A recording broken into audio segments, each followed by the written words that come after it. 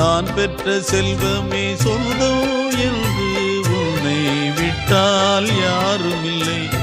நாள்தோறும் அம்மாடி கண்ணீர் சிந்த கண்ணில் இன்னும் நீரும் இல்லை.